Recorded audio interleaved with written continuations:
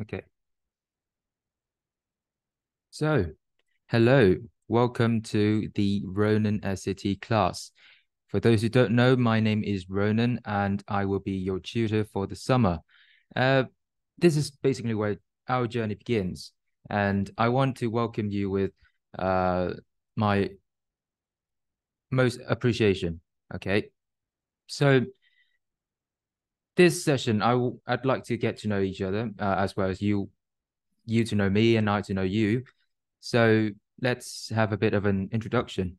Me first, okay?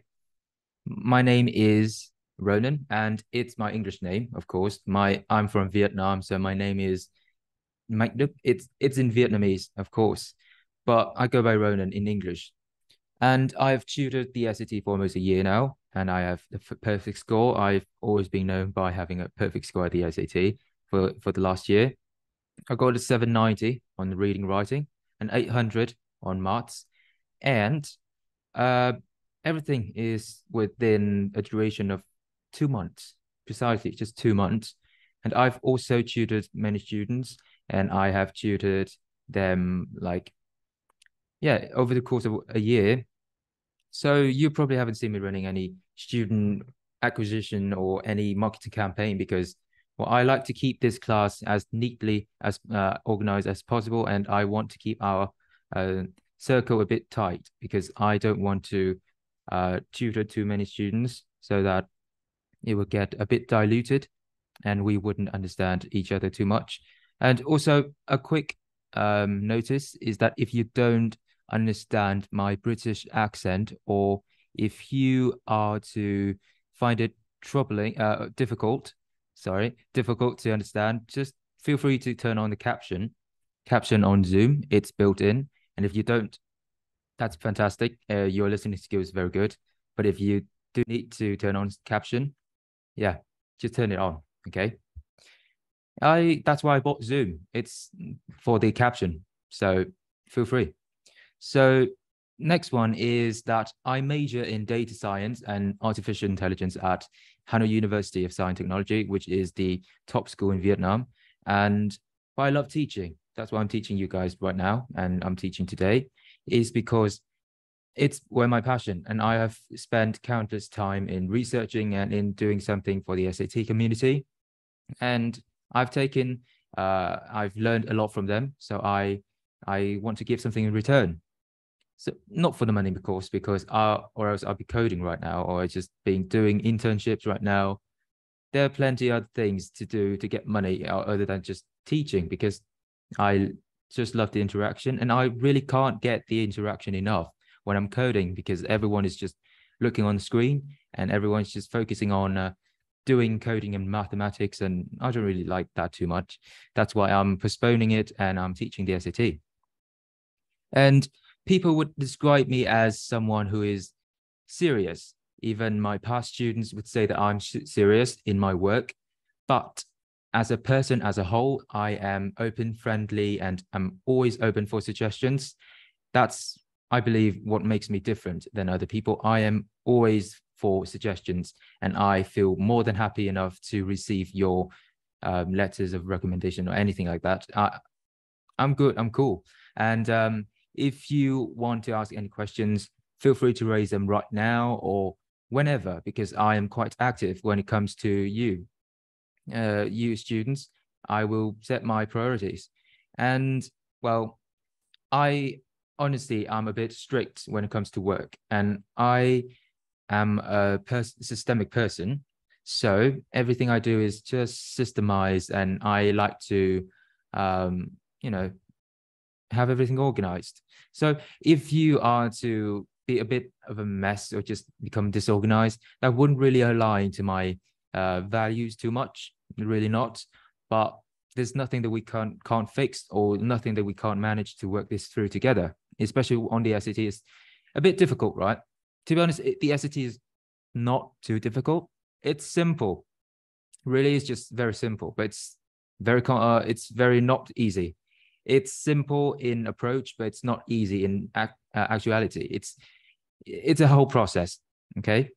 And uh and secondly, I want to know a bit more about you. So our class initially will consist of 4 students, but because the girls are both on vacation right now, so I'm recording this session for them. So say hi, and the class will be a bit fuller in the upcoming sessions. But first of all, I want to know a bit more about you two gentlemen right now here. And first off, I want to ask Anh about who you are, why you're taking SAT, and what's your special attributes. I'm An Lee. I'm taking the SAT because my mom made me, and I just want to, get better at it too. And not gonna lie, I use my phone a lot, probably like 8 hours a day with my friends, and I play basketball. Yes, cool. Well, thank you, Anne. And thank you for being honest. And well, not everyone likes to take the SAT, to be honest. I didn't really like to take the SAT either. I remember my mum telling me that, well, as every mum or every Asian mum does, well, you should take the SAT because it's beneficial for you in the long term, right? So that's what precisely just I had to follow, but I just learned, and through times, I just got better at it, and I fell in love with the process. Because if you want to be really good or even exceptional at something, you need not to fall in love with the result. You need to fall in love with the process. That's why nobody likes to study, to be honest. If you are to be given the choice to either to play or just sit in front of a screen or sit in front of a desk for 4 hours or 2 hours on end, you would choose to play. Me too, because I love fun. I don't know about you, but I love fun. But life's not that easy, and I can't play forever. And that's why I need to put up with the work, even though I don't really like it. So we all have to make compromises, or we wouldn't be where we are, right? As a human species a whole, and as students, myself included. All right, thank you, And next up is Hung. How are you? Who are you, and can you introduce yourself? Yes, I'm very well. I go by Jung Ho, and my English name is Lloyd. I'm 16 years old, and I'm taking the SAT because I want to study in the US next year, and that's why I have to take the SAT. I don't use my phone a lot, like 3 hours of screen time, but I do use a lot of my computer. It's like 5 hours or so. All right. Yes, that's all. Oh, okay. Thank you, Hung. And it's great, to be honest, to hear that you would say that you use your digital devices a lot, both of you, and I believe the girls are too, because one of the girls actually my students from the last season. I'd say the season because she was actually a part of June SAT class, and then everybody uses telephones, and I myself would say that because I work on phones and computers all the time, I'd use it probably like 10 hours, 12 hours even. It's normal, it's okay. But what you use on it, it's dependent. I use on it mainly for researching, doing stuff, working, because I am now in university. And you may not be in university right now, but yeah, that's the thing. You're not in university, you don't have to work too much. But it's time, this is why the SAT happens, because it it measures your ability to be in the university. So that's it. If you want to share anything more, feel free to unmute and talk. That's why I'm having you turn on the cameras, because I want to feel you all to feel connected as a whole. And I can see every single thing you're doing right now, and every single thing your reaction. So it's basically I'm there and you're here, even though we aren't physically close to each other or geographically. Okay, so here are some of my students, some remarkable students that I've had throughout the years. Well, I've taught, as I said, not many students, because I don't really have the time to keep up with every single person, but everyone who does work with me happens to get a very decent result. For example, first off is Ming. He got 1570 on the SAT. Well, he just 20 points short of mine, before he can just overtake me and be a teacher.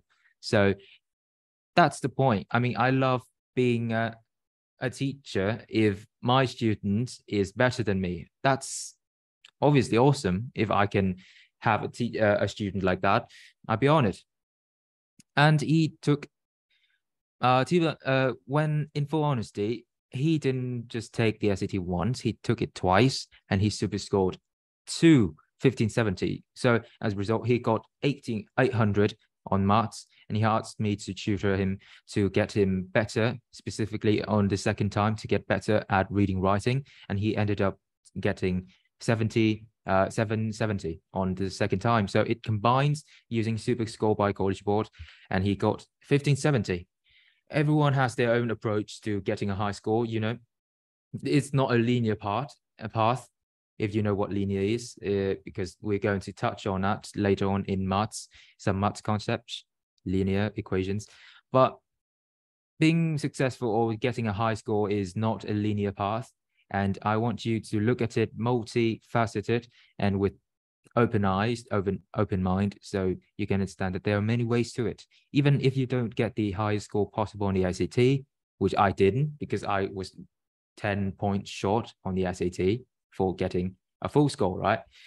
It doesn't matter. It doesn't measure my ability to be successful, but it just measures my ability to become extremely diligent, which case I didn't because I lost 10 points. Or my ability to just sit and focus, which I did because I got more than 1550. Everybody can do that, but nobody actually really puts in the work to do it. It's depending on you, because I've thought, look, the next one is Hui, and he got a 1490 on the digital SAT last month, June, and he took it first time in 2 months. Not really 2 months, but 1 month and a half, because he asked me to tutor in the later stages of April, I believe.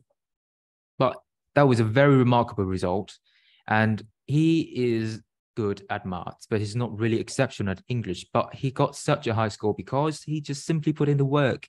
And if you put in the work also, you can get a remarkable result. All right. Next is also Ming, and he is, well, he's phenomenal because he went from 1160 to 1470 in just 32 days. His parents were panicking because they didn't really know what to do with him, because he was, well, only us who knows this, but he is not really exceptionally gifted at English or maths. He was not really good. So he got just a shy of 1160 on the first test, the first practice test. But their parents asked me to tutor him for in a duration of 1 month, and he got a very significant boost. And I believe that any of you can do it, because to be honest, if he can do it, anyone can, because he is just simply a student. Especially, he's not really good at English either. He's not American, he's not British, he's Vietnamese, but he just simply put in the work. You don't really have to be able to read Shakespeare books, poems, or anything like that. You don't need to do that, but you still can just be exceptional, because the 1470 is amongst the 8% on the SAT, and it's very high. Okay, so what do they have in common? So what do they have in common? Do you guys know one possible reason why they get such a high score? One of you, do you guys know?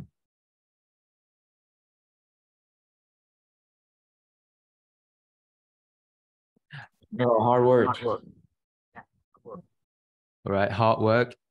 And he's having a meal of his life. Okay, it's good because breakfast is the most important meal of the day, right?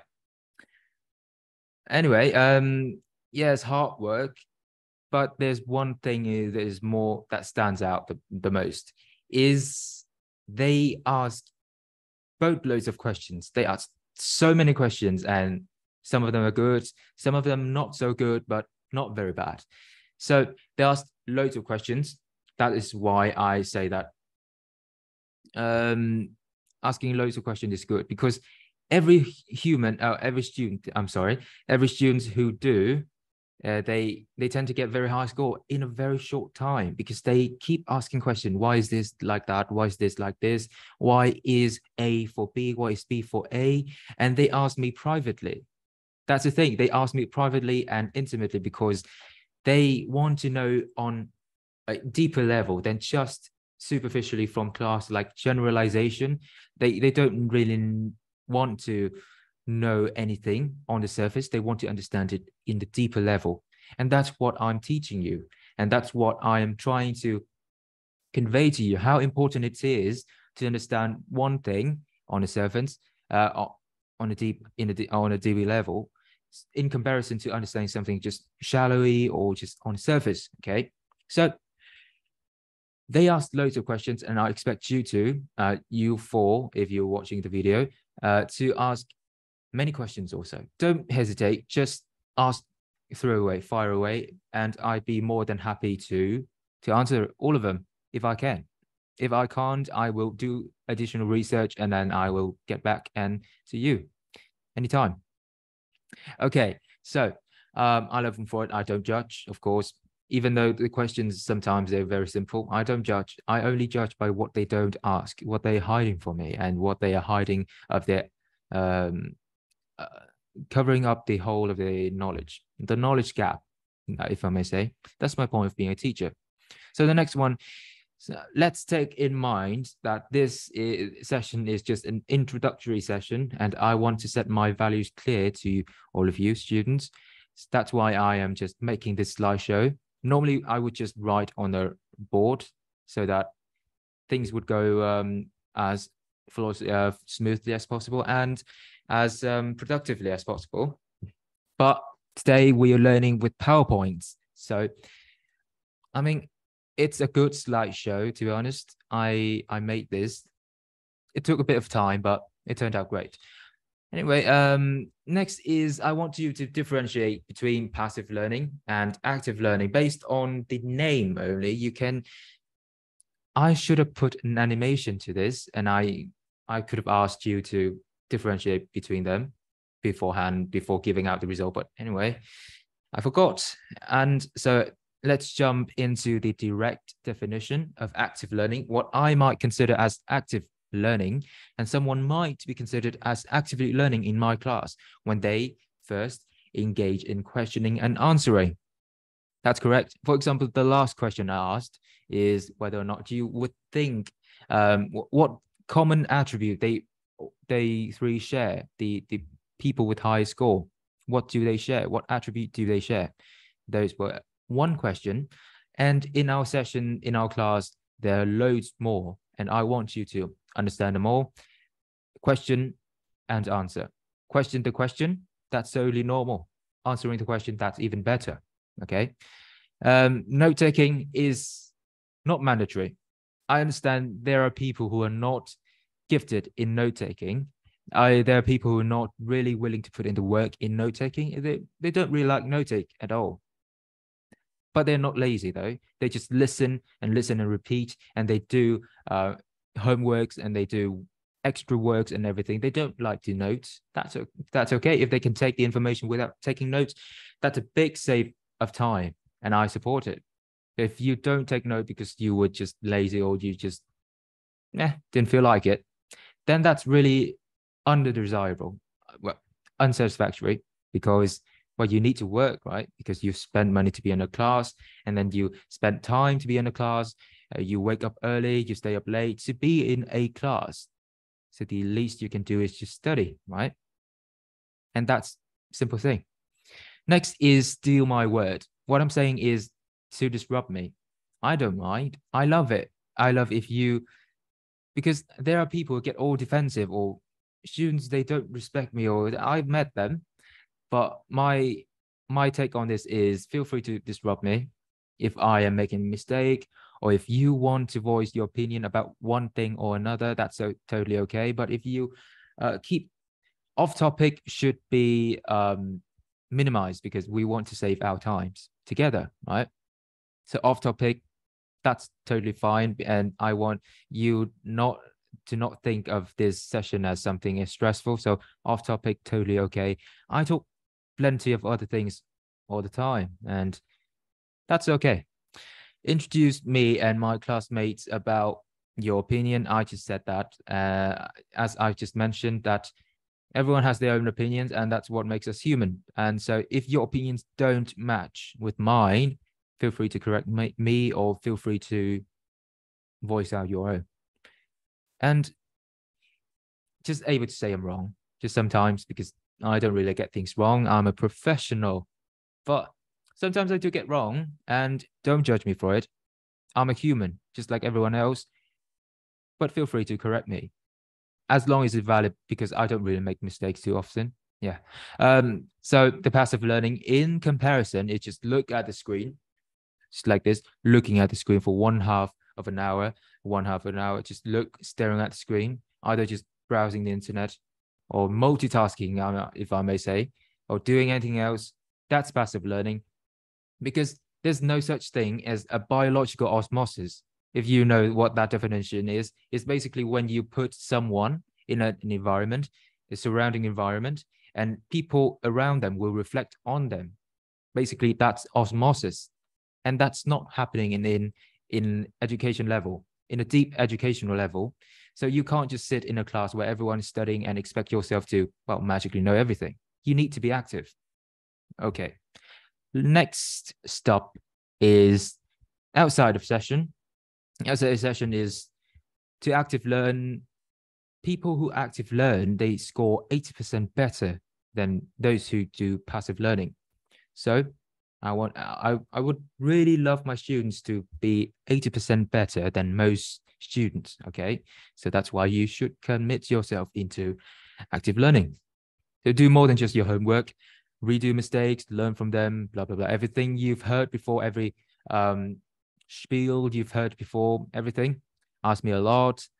Make friends with your classmates and converse about it before asking me. Well, that's totally. The funny thing is, those who are very outgoing, those extroverts, they tend to score a bit better in my class.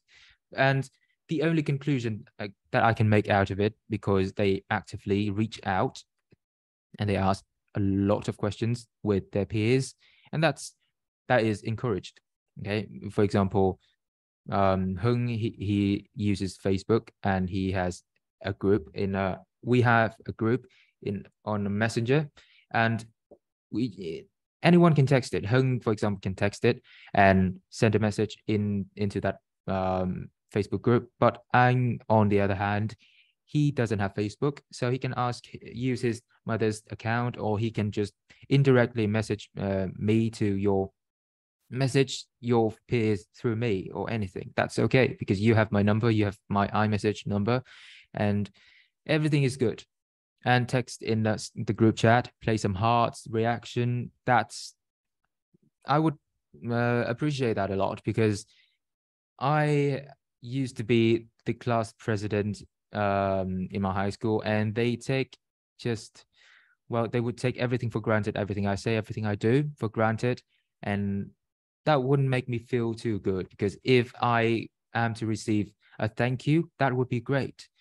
But I don't want you to thank me all the time. I just want you to see the prompt. Want you to know that I just want you understand something. So by understanding something, you place a reaction, whether or not you understand it. A smile, a heart, a thumbs up, that's okay. Just show me that you understand something.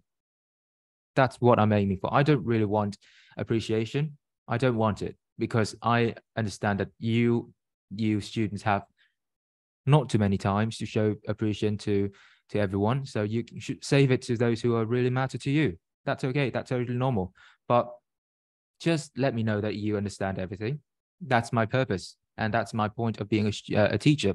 My point is not to steal your money and just walk away with 1/2 at a time and just that's it. No, that's not my point. And frankly, I don't even have that urge to, okay, I know what you texted there, Ang, but okay. I don't really have that urge to be any more greedy than I'm right now, because I am quite self-sufficient. I have multiple jobs, and I am okay. This is my hobby. This is my joy. That's why I enjoy teaching you guys, and that's why I want to interact with you more than just prompting and just explaining. Okay. So passive learning is basically otherwise. Do your homework, and for the sake of it, I finished my homework, let's play League of Legends. Things like that. This will probably be fixed by the next session. So never mind, don't ask you any questions, or just ask me questions, because you will see the answer without thinking about it. Every time you ask me, at least put an effort into thinking why it might be wrong first, and then ask me. That's, if you ask me without thinking about it, I would still explain it, but I would think that, well, you haven't thought about it first. And I would think that would make me think, all right? So just give it one thought or two before asking, and I'd be more than happy to explain it 2 or 3 times.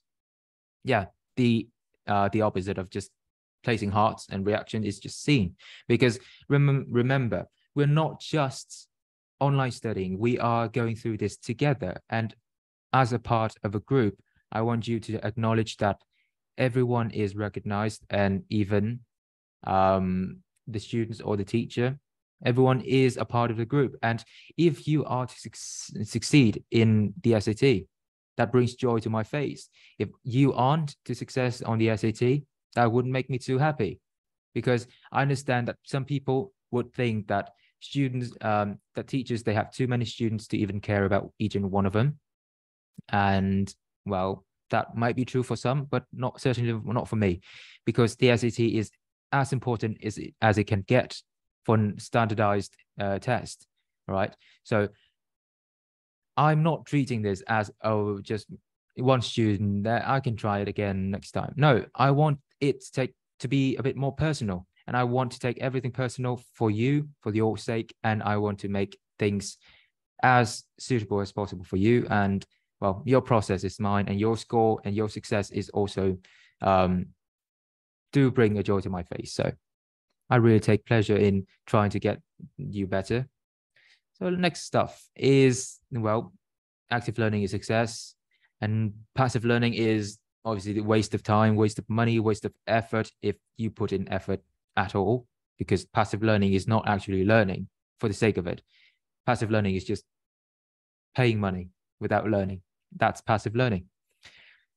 That's what I'm trying to avoid. And I'm not trying to scare you at all.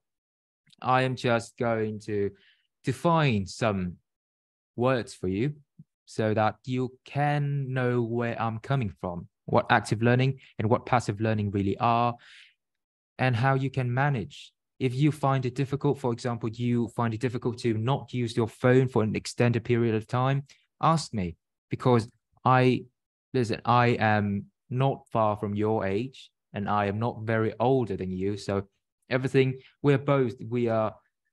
everyone here is Gen Z. So everyone knows what everyone else is thinking and what trends, and on TikTok, on Instagram and Twitter, on everything, what trends they're happening, and everyone understands what they're going through, because we are within a generation. So we understand each other. So you can ask me anything, even your deepest fear or your deepest most heartbreaking addiction of phone addiction. That's totally fine, because I frankly had probably at least 2 students who've come up to me and say that, hey, I'm finding it difficult to quit my social media usage. Can you hold me accountable for it? And I say, yeah, download this and add me to your close friend list in this app. And then I will track you, and I'll motivate you, and I'll remind you if I have the time, which I mostly try to be, because my students are my priority. Okay. Feel free. I'm cool. I'm good. I'm open. And if I'm free, I'll do whatever. And that comes with some rules. My class is not just for knowing, just for seeing the SAT. My class is for actually improving. And because I have observed so many generations of students, I have made my own rules so that you guys can follow and you guys can improve upon it. It's not so that you can't oblige. If you don't oblige, you'll be fined, or if you don't oblige these rules, you'll be kicked out of the class or anything. It's just the rules actually are just suggestions, and those are actually guides for you to become better. So never turn off your camera unless having permission. Why? Because your attention span is, in fact, shorter, more than 10 times shorter than 2010, than people who are in 2010 in our age, simply because the uprising of social media. That's just it. And the only way, many people, in fact, have ADHD, I believe, short memory or short attention span syndrome, things like that. They don't even know it. They don't know that they're having it. And so many people have it these days. And it's okay, but we need to circumvent that, and we need to go around it, and we need to find a way to fix it. And one of the most effective way is actually using the camera. Is actually just turn it on. Is one way of holding yourself accountable for whatever you're using, because everything you're doing is directly observed, and we feel like we are in the same room together. Okay. Next up is not due or late for your homework. If you say, if there's a certain event or anything you need to account for, anything like that suddenly happens, you can tell me, you can message me privately and then say, explain yourself that, well, I won't be able to finish class or finish the homework early or on time or anything like that. I won't be able to do that because A, B, C. I will make an exception for that, but I won't make an exception if you don't ask for it, because I wouldn't know. I wouldn't know if you forgot to do the homework, or if you were forced in some circumstances not being to be able to do your homework. I wouldn't know. Okay, so late for class. This class was the first session, so I'd expect you to be a bit late because setting up and getting familiarized with everything. But from the next session and so on, I would expect you to be a bit earlier, and it wouldn't be like 50 minutes earlier, just 1 or 2 minutes earlier. That would show your commitment, and that would show your priority into doing the SAT. That's just it. And oversleeping and forgetting aren't one of them, because there's one girl in particular who oversleeps every single class of mine, and she did not do well. And I just I saw that from the beginning. But, well, I tried my best, but she just didn't cooperate. So I said, well, that's it. You can, if this is not working for you, we can part way. No point given. No, just no strings attached. And I wouldn't be upset or anything like that. That's totally okay, because if you don't find my methods of teaching is effective, or if you find online learning is not effective at all, just don't do it and find another way, or you'll be wasting your money. And the last thing I would do is to waste your money and time and your parents' precious little daughter's future. I wouldn't do that. If you were me, you wouldn't do that either. You should put yourself in my boots sometimes and see everything I do is rational. And use your phone. Don't use your phone and put them in a different room, a different place, or in a corner of the room. Just put it far away where you can't see them, where you can't hear the notification, where you can't be distracted. When you use your computer right now, just open full screen all the time so that everything else is a blur, everything else is black. You can't see everything else beside the point beside the presentation, my presentation, beside the Zoom class, beside this. That's just it. This is a class, and I want you to be focused. And everyone who have progressed dramatically and who have done great on the SAT have been through this. And these rules are not baseless, and these rules are just happenstance. These are just things that happened, and shared, and they are shared by many perfect scorers, including me, including my students, including you one day. Okay, always post me and ask. I went through that before. Engage in active learning, of course. Take exam as well the class seriously, and appreciate your parents and help them by studying. That's it. That's so simple, because everybody loves their parents, and if you don't, in which case you should. You should love yourself by studying, because that's a self-improvement. Just like meditating, just like sleeping early, just like reading books, studying is one form of self-improvement. That's it. And why am I making these rules? I've done thorough research, and because I'm a research guy and I major in data analysis and AI and things like that, I look for loads of common keys and common things in data. This is collected by College Board themselves. The company that organizes the SAT, College Board, says most American students practice the SAT for 3 to 4 months for an increase of 200 to 300 scores.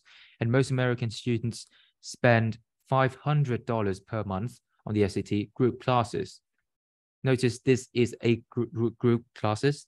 It's not private tutoring. It's not one-on-one. So the actual price in general should be higher. Just saying. So why am I showing this? It's not for you to feel good about signing up for my class. No, that's not it. But it's for you to know that if you don't want to end up being just an average student, or just studying for the sake of it, for just don't put in the effort at all, you should know that most Americans aren't my students. And you shouldn't be most Americans, because you are my students. And if you're going through this with me, I would try to guarantee your result, and I would try to, be close to you and try to get you to stay as attentive as possible. And in the top 8%, like all of my students who have taken the SAT, yeah, that's a result, and that's significant, right? That's quite significant. And I want you to be a part of them. And if something doesn't work, feel free to speak out. I'm open. And that's it. That's basically it for, introducing to the class. And next to one of two, the next important point I'm trying to make is digital SAT, which I believe I will eventually take, because he is currently at 10th grade right now.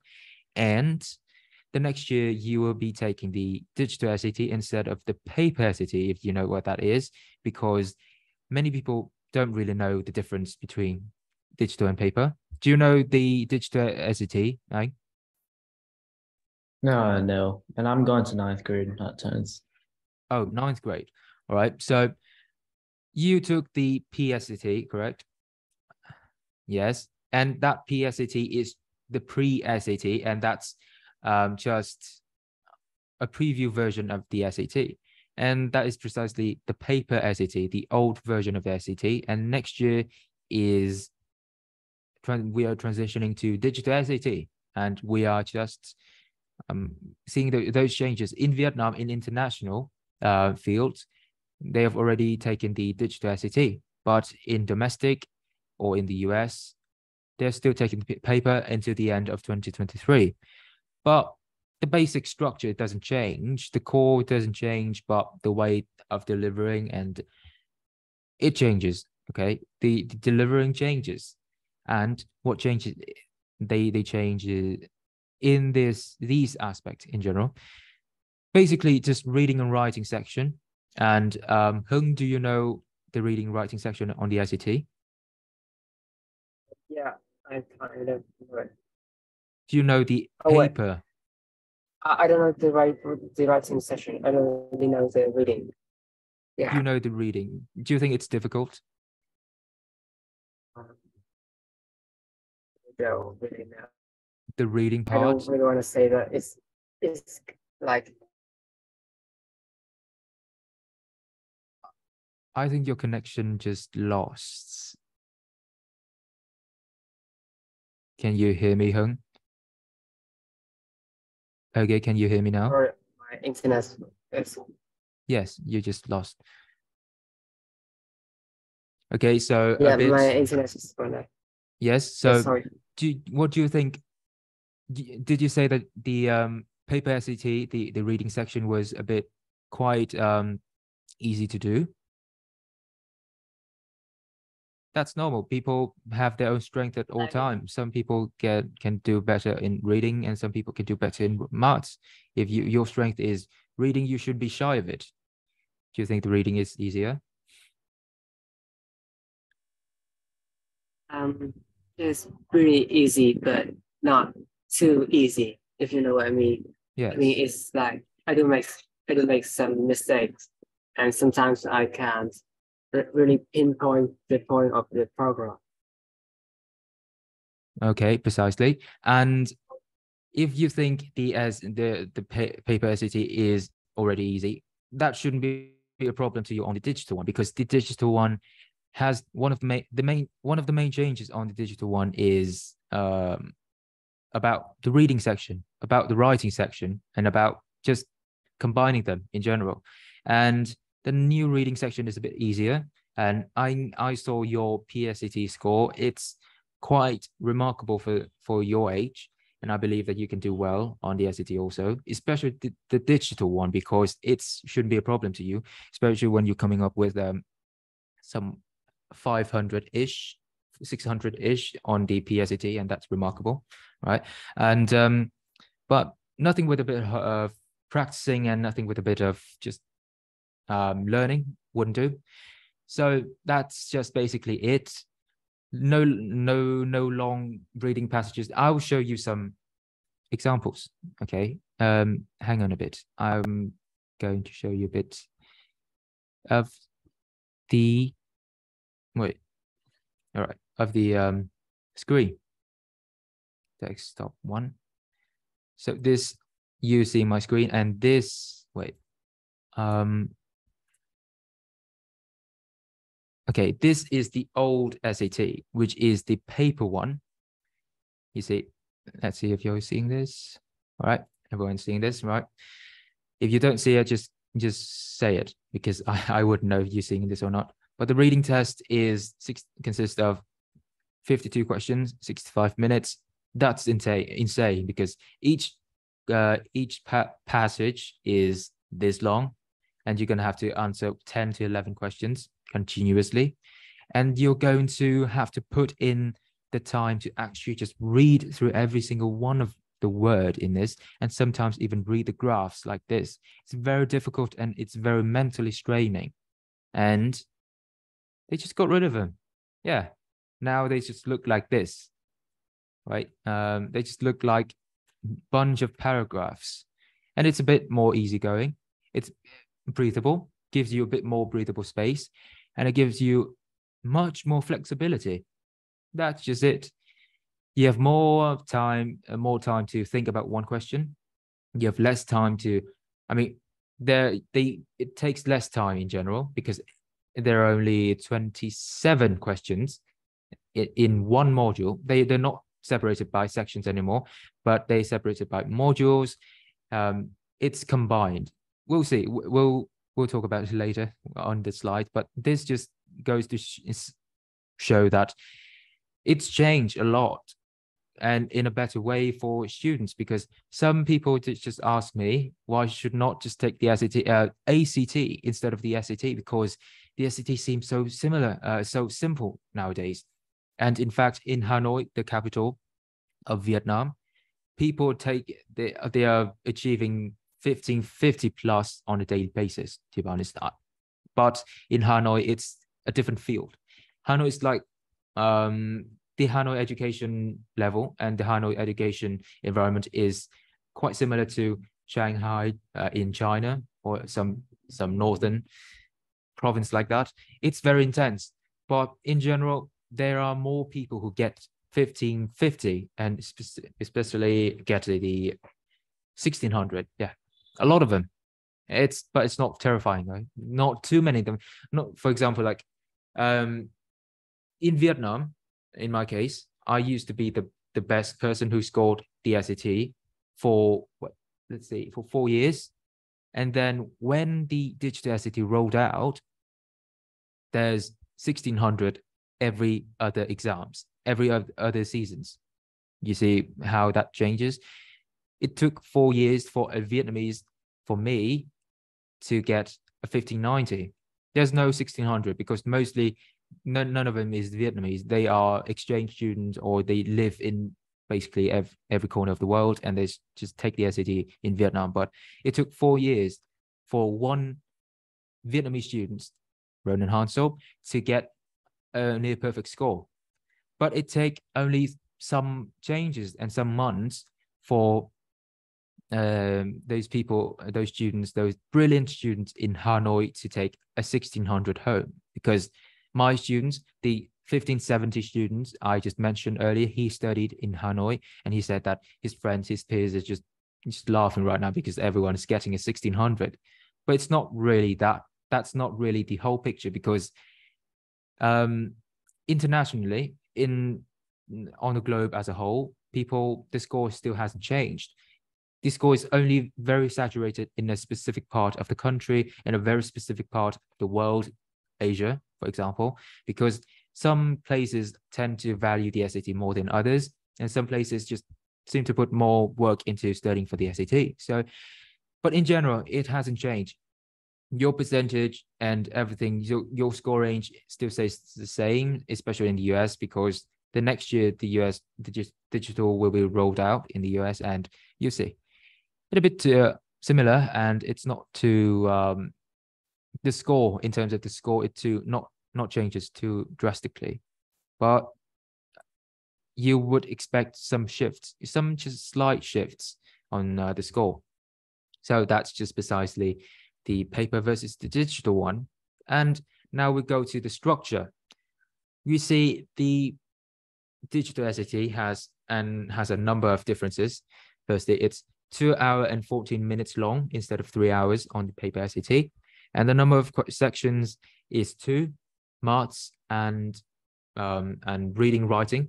They call it verbal, a combination of 2. They call it verbal section. People call it verbal, not College Board. The College Board still say it's a reading, writing section, but most people say it's verbal. And on the paper SAT, it's divided into 4. Reading, writing, maths, no calculator, math with calculator. And the question type on the digital SAT is just maths and reading, writing. That's it. And calculator used on the digital SAT, you are permitted to use the calculator throughout your maths section, but you can't use it on the no calculator section on the paper SAT. You might have known this before. I'm just reminding this. And there's also a 10 minutes break after module 2 of reading and writing section, which is transitioning to the maths section.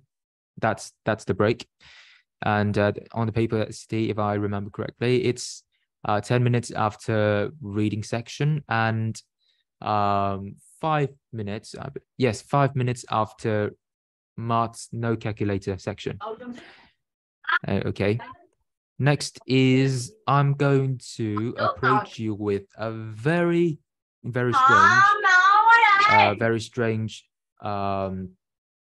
question on the digital SAT, which is about note taking.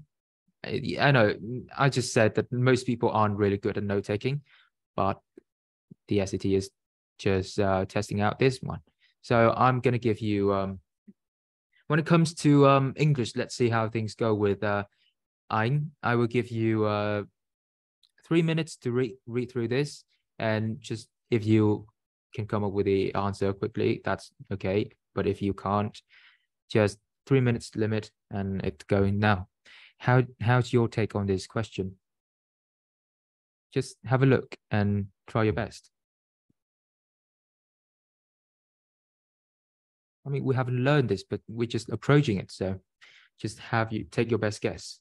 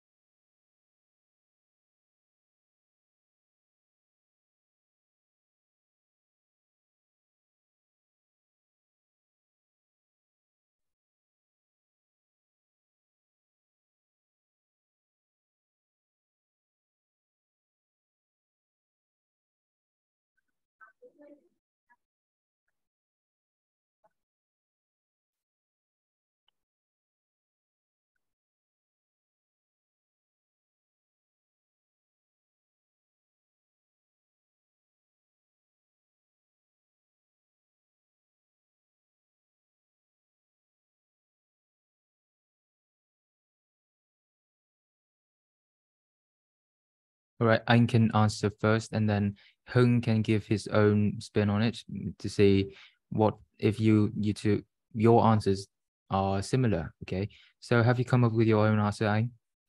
I said B. All right, how did you come up with B?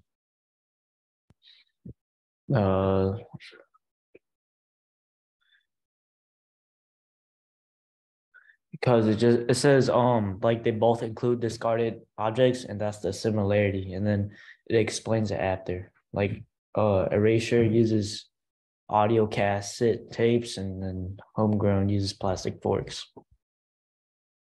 Okay, so did you read the notes above? Yeah. Okay, so what's your thought process right now? You read the notes and then you read the question or the note first? I read the notes first. Right, to the questions and to the answers, right? Yeah. Okay, thank you. How about Hung? What's your take on this? I think it's C. Okay, why did you come up with C? And the question asks, which use most which choice most effectively use relevant information, and I see that both of them use discarded objects at one point, and the other point is that both of them has been shown in the United States and abroad. At first, I thought it was B, but then I really don't know. I think C because it has two similarities. Okay, why did you change from B to C? Because B only has one similarity between the two, while C has two. Oh, that's your reason. Okay, let me. Yeah. So this is going to be my spin on it, and I will explain how I get to my answer. Okay, so thank you both for your answer, a very constructive explanation. So this is what I'm talking about when I take the SAT. When I approach this question, I don't even care about the notes because, well, I'm lazy. I'm lazy enough because most perfect scorers, they aren't hardworking. They're lazy, but selectively lazy. Okay. In this question, I don't even bother to even read the notes.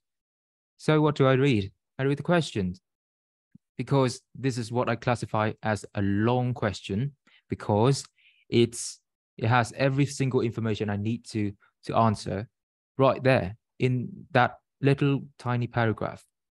The student wants to emphasize a similarity between the two works. Two works, do you know what two works is? It's just, I don't know, I just don't bother. But which choice most effectively uses relevant information from the notes to accomplish this goal? So this is what I would say is just the prompt, the command. And it's not really the most important part, but this is the single most important part. So I would put my strongest emphasis on this. And I say, well, what's the key word here? Emphasize well, this is the key word, a similarity between the two works. The two works. Okay, I still don't know what two works are. I just don't bother. And I will read it, but I just read the answers, the options. Let's see, erasure, 2008. Oh, that's the first work, right? Now I get the first information I'm just asking about. I just don't bother reading. That's why I'm finding out later on the answer part. Erasure 2008 uses discarded objects such as audio cassette tapes and magnets. Homegrown 2009. That's the second work. And I just haven't read the notes. Still, I understand everything the prompt is asking just by reading through this. That's the example of how being selectively lazy can lead to ultimately success. Okay, however, includes push pins plastic plates, and forks and wood. However, is a contrasting transition. So that can't be similarity. So I would discard this first because that's so apparent that this question is wrong. And next off is B, but B and C, you both are answering. So I'm going to go with D first. Let's see how this is incorrect in your opinion. Let's see. Tubbs completed Erasure in 2008 and Homegrown in 2009. That's not similarity. That's just more like a story that's just more like facts. So D is probably not correct either. A and D, they're very easy, but B and C, this is where the trick goes. Starting from C, Tubbs' work, which often features discarded objects, has been shown both within the United States and abroad. Tubbs' work, which often features discarded objects.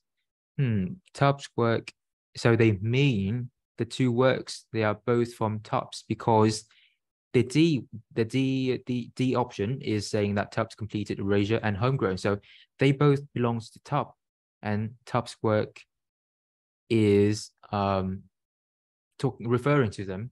So maybe referring to both of them. I don't really know, but let's have a look at B. Like many of Tube's sculptures, both Erasure and Homegrown include discarded objects. Erasure uses audio cassette tapes and Homegrown uses plastic forks. So let's see. The answer is B. Why is that? Because in C, it only shown is Tubbs' work. It doesn't feature the two works. You see the difference? Tubbs' work in general and the two works are very different. For example, if Tubbs' work include Erasure and Homegrown and CDE, CDF, for example, these and this in combination is Tubbs' work.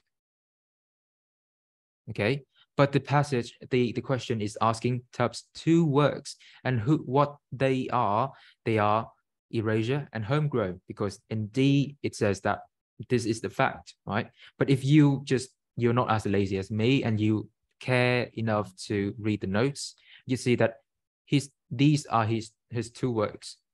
All right.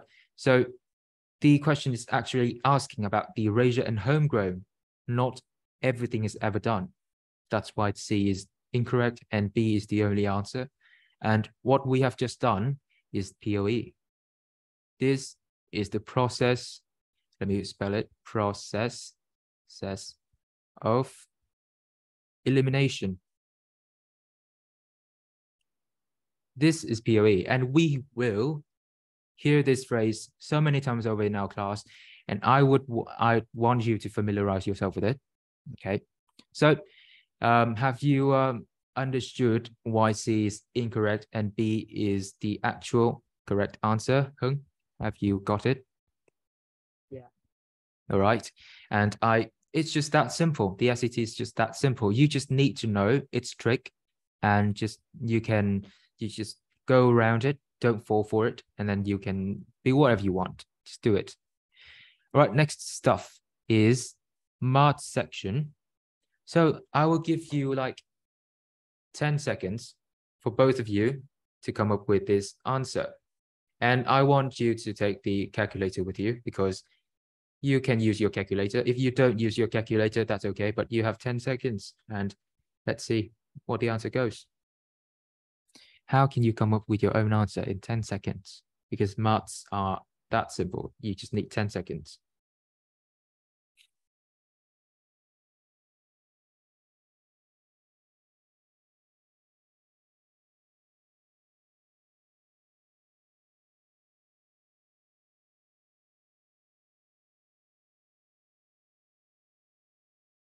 There are many ways. If you can use your calculator, it's your choice. I personally don't like to use the calculator, especially for this question, because it would take a lot of time just to pick it up and turn it on. So I just don't really use it. How about you? How's your take? Hung, have you come up with your own answer? Yeah. C. It's C, right? How did you do it? 0 square is 0. That 0 plus 55 is 55, so that's the minimum value, because when you square a number, even if it is negative, it becomes positive. Okay, that's you just using arithmetics, like for example, plus and minus, that's just arithmetic. That's brilliant. And I'm not saying this is correct yet. Haven't verified it yet. And how's your take on this, Ang? To be honest, I'm not even sure. What's your result? What's your result? I wasn't sure because I didn't know what to do.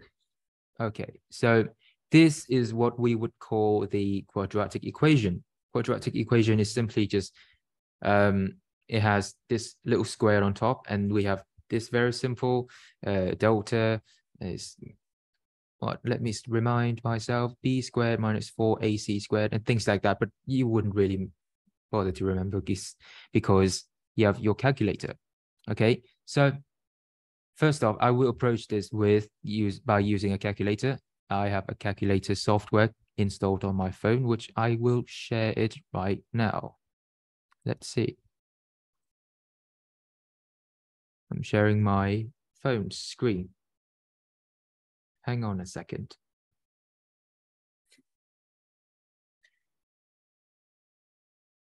All right. Have you been able to see this, Ang?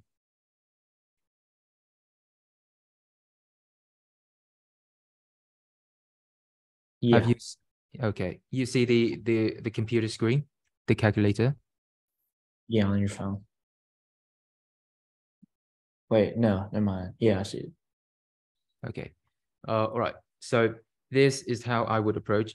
I don't know what brand of computer you're using, calculator you're using, but it's fundamentally saying, firstly, is the mode. You're just going to have to switch to this polynomial degree of 2, which is the quadratic equation. If your computer has it, brilliant. If you don't, you're just going to have to find it, because I don't know what you're using.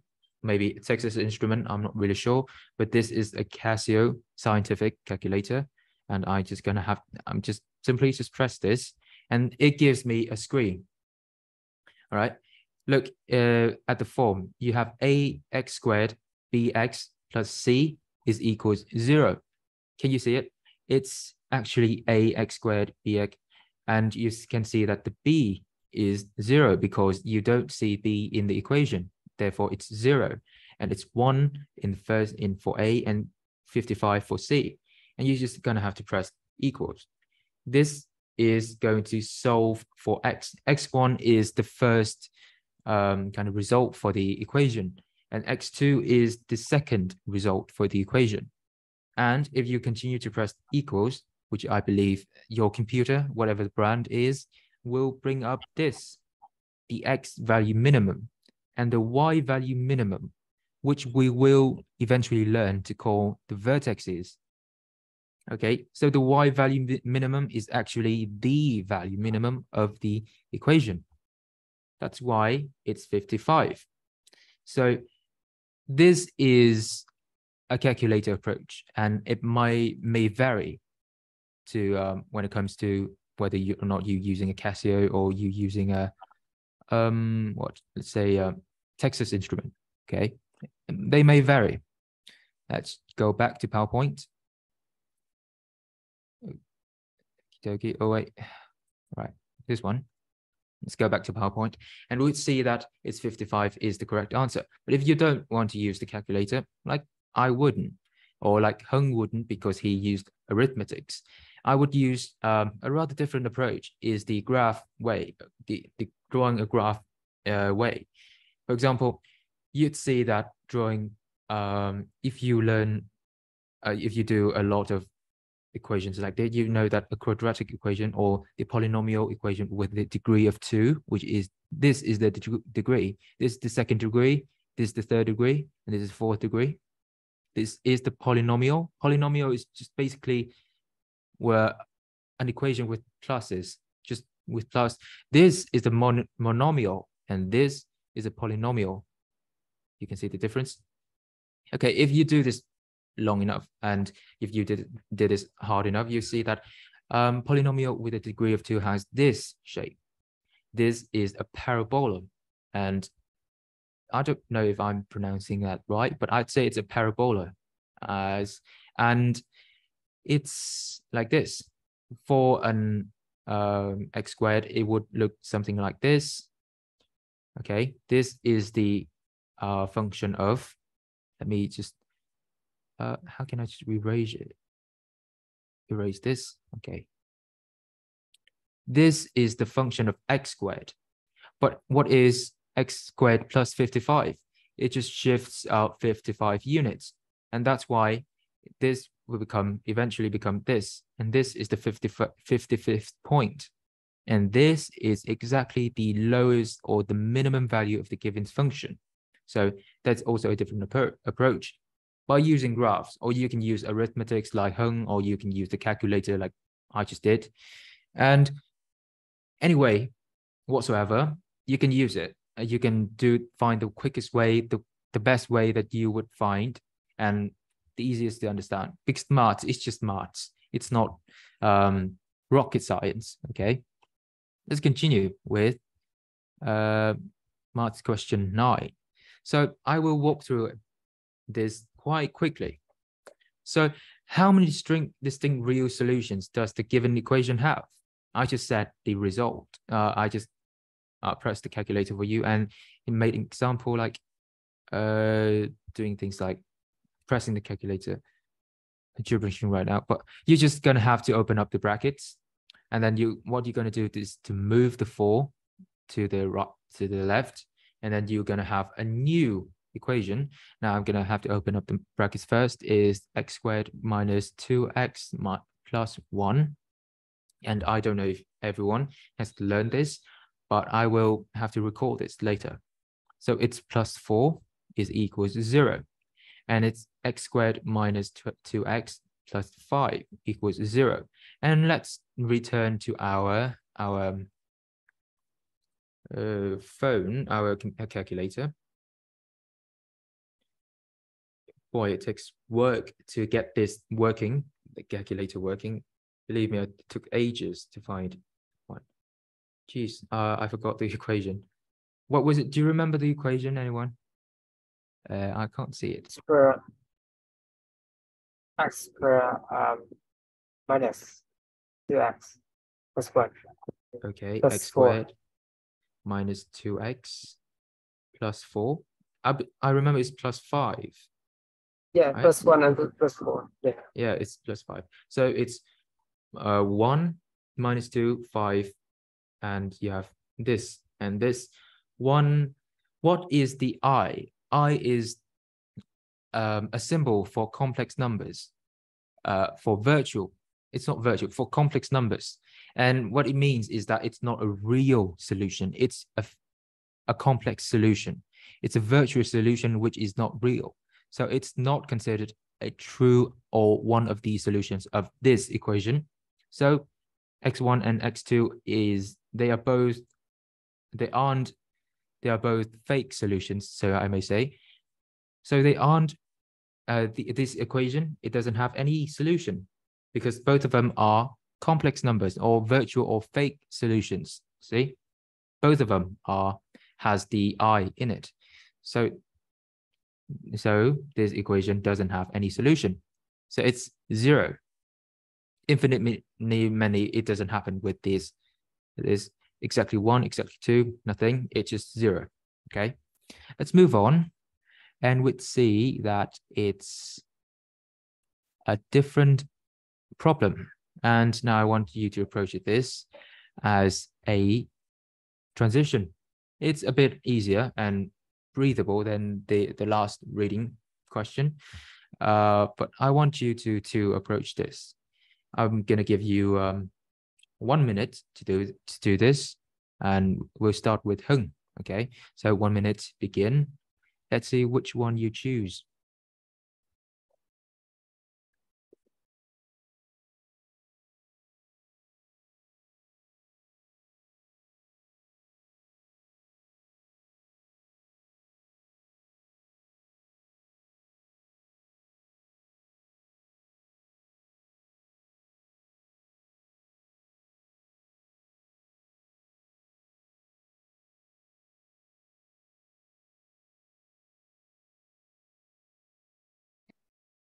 Have you come up with your answer, Hung?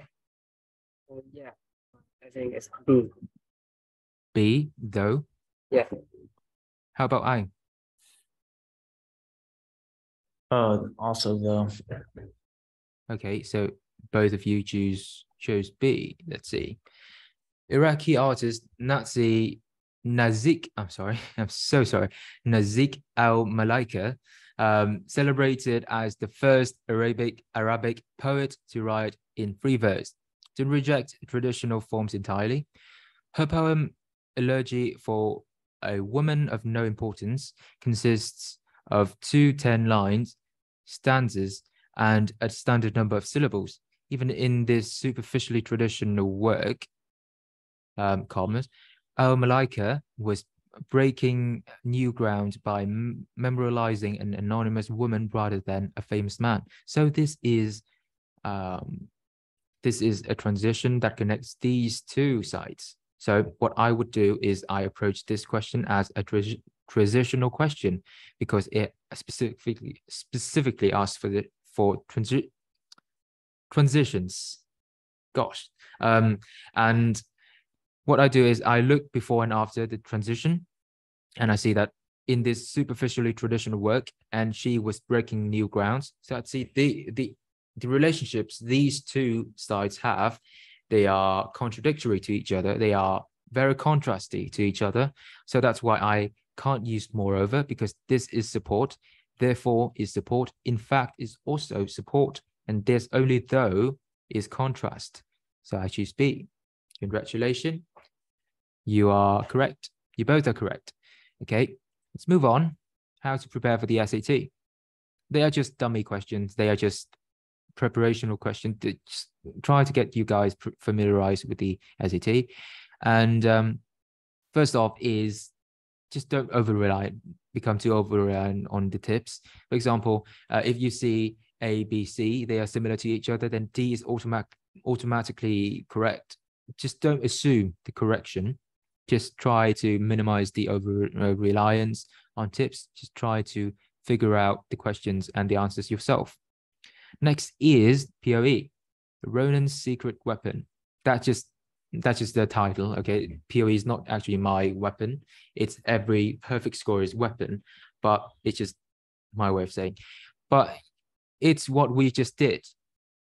We eliminated A, we eliminated D, and because they are so apparently wrong, they look so ridiculously out of the question.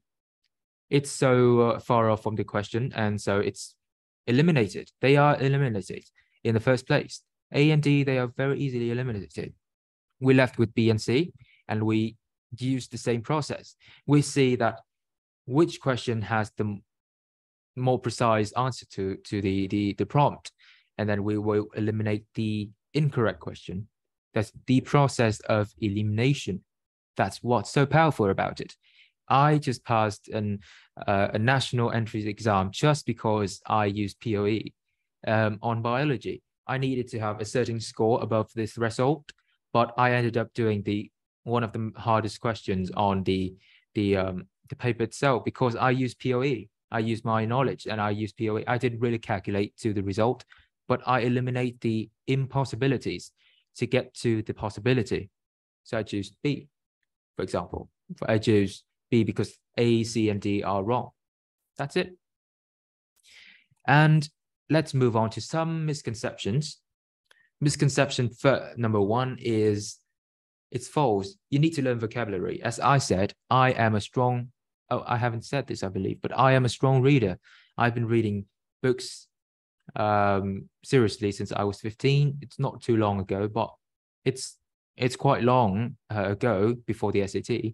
And so, but it didn't really help me much because I started off with this score of 1290. This is not markedly high, but it's not too low, but it didn't really help me too much on the reading section. I was doing good. I was doing well on the math section, but the reading section, it was terrible. That's why I didn't really get the score I wanted. And that's my initial score. And what did I do? I didn't read more books, for God's sake, because I only had 2 months. So what did I do? I just learned to circumvent, just to go around actually having to learn the vocabularies itself.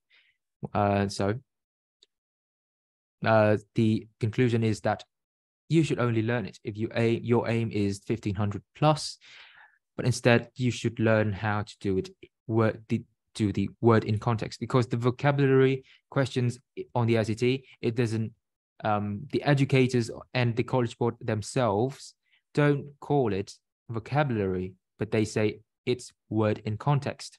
So what is more important is the context, not the vocabulary, not the lexical resource you're having in your mind. It's the word in context, the context.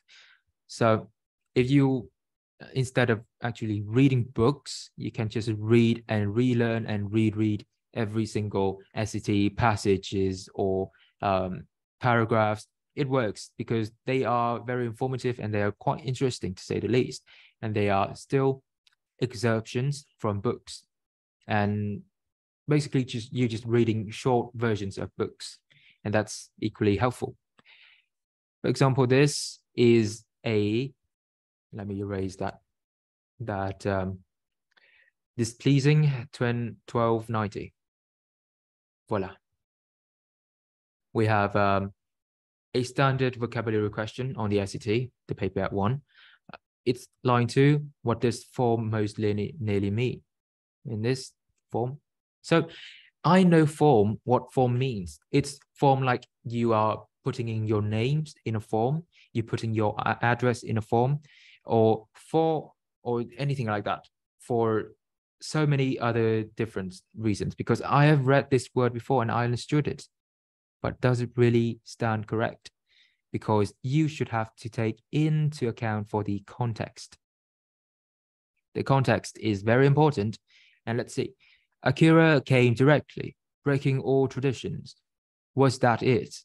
Had he followed form, had he asked his mother to speak to his father to approach a go-between, would she have been more receptive? So in this scenario, Akira came directly. So he was breaking form. He was not following the form, because had he followed is a conditional statement, and it's a third conditional statement. So he did not really follow form. So he did not follow form by what he didn't ask to go between and things like that. But he came directly, breaking all traditions. So what's the most precise answer? Anyone can raise, anyone can give their shot. It's B. Yes, it's B. It's custom, because it can't be appearance, because form is actually formality. Formality is can be understood as appearance, because if you dress formal, that's appearance, but it's not in this context. So that goes to show that even a very simple word, it can have so many different meanings to it. So it doesn't matter if you have encountered the word before. It doesn't help. Honestly, it doesn't, because on the SAT that I took, the official SAT I took, I've read the book before. I've read loads of books. As a result, I encountered one book that the College Board gave in the SAT, but there's nothing that no background information that could have helped me for the questions that they were about to ask. So my point is, just focus on improving your skills and don't try to read loads of books so that you can have a higher chance of actually having read the SAT. No, don't do it. Just try to read the context. And in this case, custom is correct. Next one is, you need to learn American story. Many people believe that the SAT is an American exam. Therefore, you need to learn American history, because on the paper SAT, there are history passages.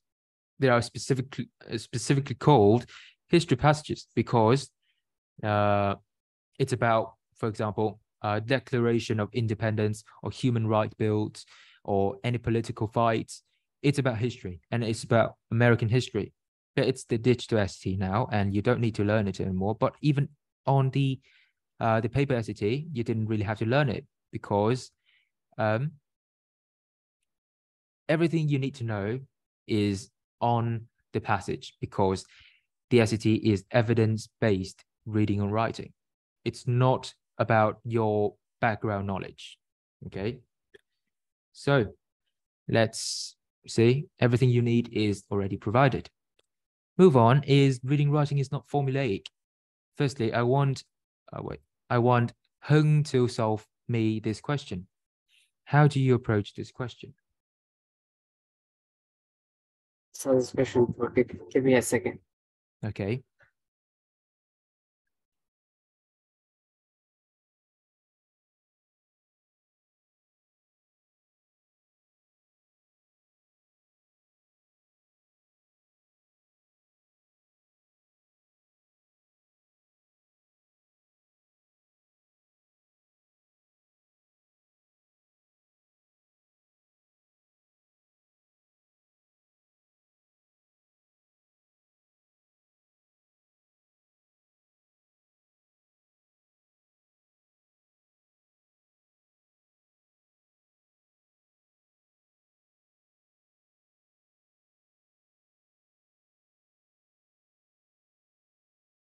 And you can use your pen and paper and try you to solve your own version of the question. Okay.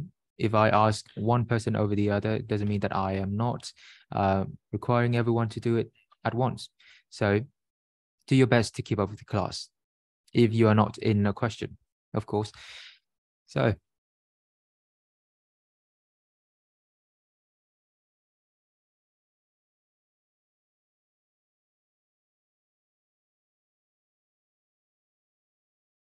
Yes, I got it. So I multiply 3/2 by 5/8. That gives me 15/16, and I take 5/16 plus 15/16. That gives me 20. I believe. Wait. Yeah, 20/16, and simplify in the fraction, I get 5/4. And yes. in the choices, I see that square root of 4/k to the power of 5 is the closest to what I got. So I choose B. All right, thank you. So this is how his way of doing is correct, and I'm just going to rewrite it so that everyone can easily follow. So k 5/16 and times k 3/2, 3/2, sorry, 5/8.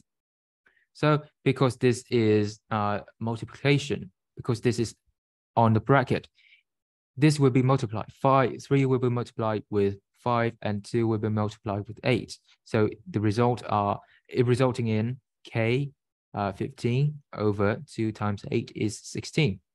And you have k 5/16. So because this is a multiplication for an exponential number, you can add the exponents together, and resulting in k 20/16. And you can simplify it by dividing by 4. So yes, by 4 you get 5/4. And in exponential rules, anything in the denominator, this is the numerator. Numerator is on top and denominator is in the bottom. So anything is in the denominator will be placed outside of the square root 4, and anything on top will be carried in to the square root. It would be k to the power of 5. So you get this. B is the correct answer. Did you get this, Anh? Why did you multiply it? Because I thought you had to, like, the 3/2 over 5, like the 3/2 and 5/8. Why did you multiply? I thought you have to add it. Yes, this because of the rule. If you are to say k 3/2 times k 5/8, you're going to have to add in the exponents. But if you are to put k 3/2 and inside of a bracket and outside of it is to the power of 5/8, you're going to have to multiply it in. That's just a rule. You got it? Okay. Yeah. So that's basically it. You just follow the rules. That's just simple. It's formulaic, and you can just do that. Quite easy, quite straightforward. That's it. And this is a writing section. I'm just going to do it. The HIT method involves alternating periods of exercising at or near 100% of blank maximum heart rate with periods of exercising at a lower level of intensity. To me, it's formulaic because firstly, it's a writing section and also reading, writing, whatsoever. And I see that there is the phrase or the word in question is it's. So it's a pronoun question. After learning with me for about 2 or 3 weeks, you will know how to classify or categorize every single question in order to understand what formula to use, just like you've just done with maths. Same, it's the same thing. It's a pronoun question. So what pronoun does is to specify the noun, right? And to be unambiguous, things like that.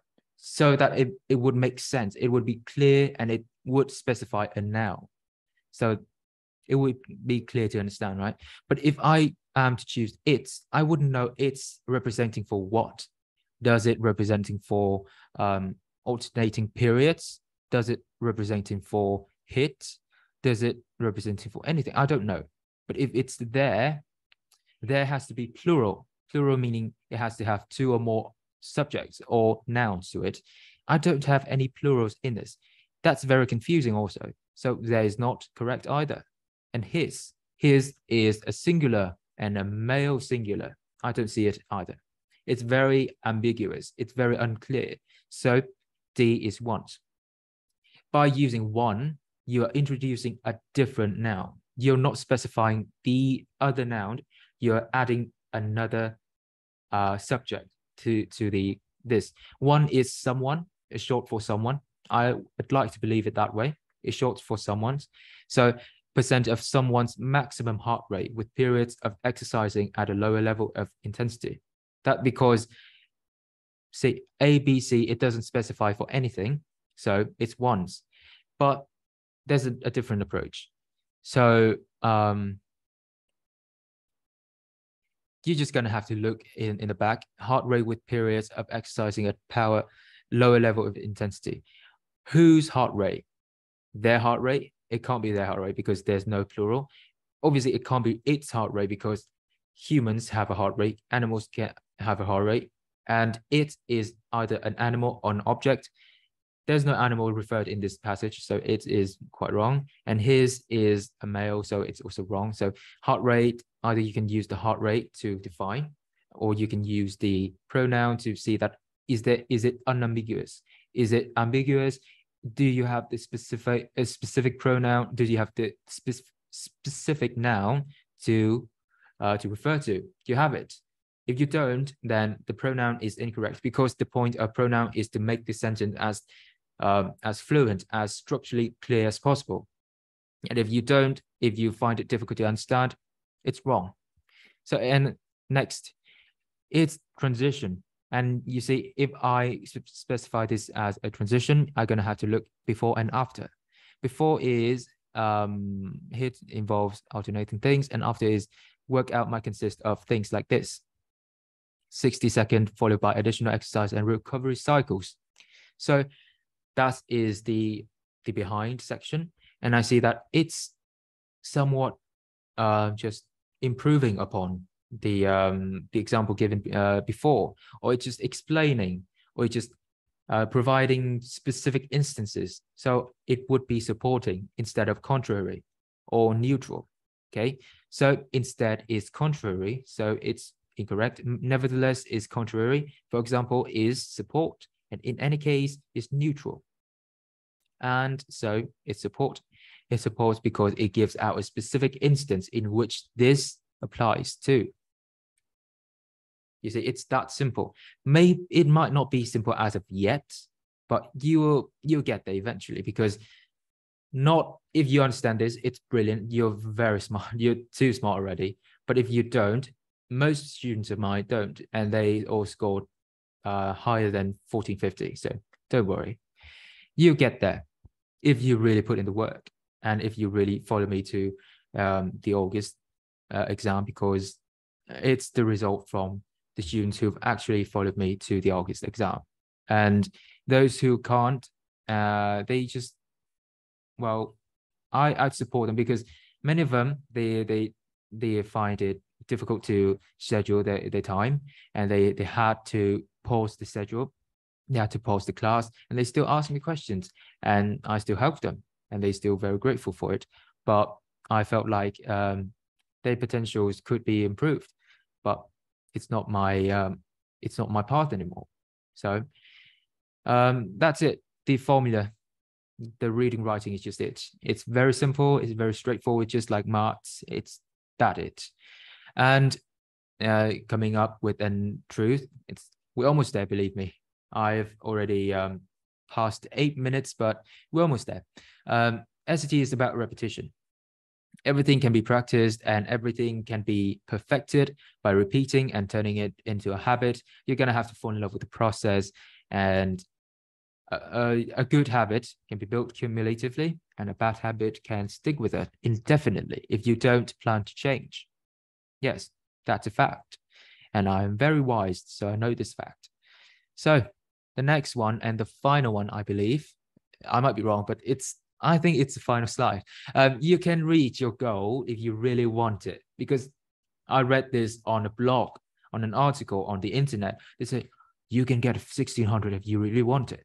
And I said, well, that's rubbish. That's not true, because the 1600 or perfect score, they might have forgotten something in the beginning. They might have had the genetic benefits of brilliant parents, or they have just been born by Einstein and Marie Curie or everything like that. No, they're very normal. They like me, and I'm very normal, because my upbringing is not exceptional, to say the least. I was not raised in an exceptional household. I was not raised in an exceptional environment, but I got a perfect score, and that's exceptional, at least to me. Near to perfect score, that's good enough for me. Just believe it. Just believe you can do it. If you really believe it, meaning that you are really committed, meaning that you are willing to put in the work, meaning that you are going to get it. That's the truth. That's the fact. And if you don't believe it, you become skeptical, you become doubtful of yourself, you don't put in the work, because what's the point anyway? You're not going to get the goal, and you're not going to get put in the work, and you fail. That's also the fact. As a matter of fact, that's it. That's the entire class, and I hope you've got some values out of this first class. We're just hanging around, just chatting. I'm just explaining stuff, and I don't know if you've had fun, but I've had fun speaking English the whole time.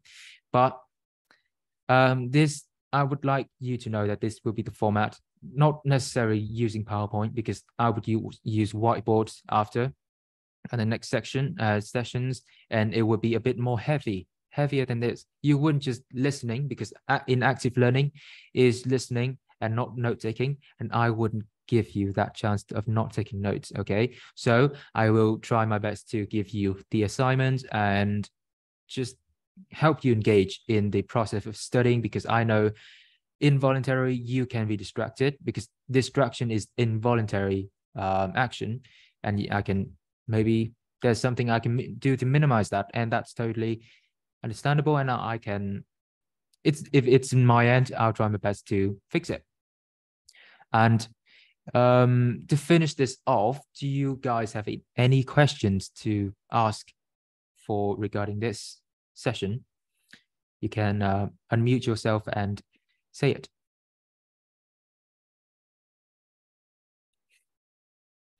If you have any question, feel free to ask or not, depending on you.